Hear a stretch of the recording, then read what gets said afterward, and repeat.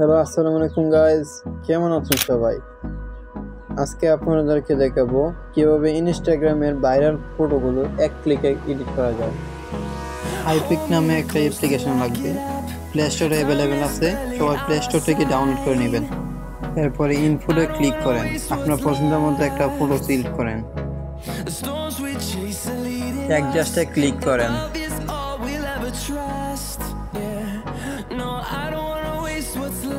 ক্রপে click করেন এবং আপনার পছন্দ মতো আপনি ক্রপ করে নেন।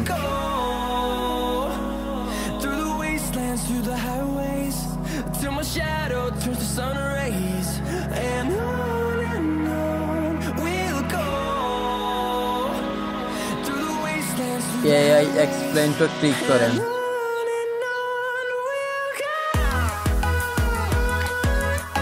আপনার পছন্দ মতো আপনার ফটোকে অ্যাডজাস্ট করে নেবেন। তারপরে জেনারেটে ক্লিক করেন।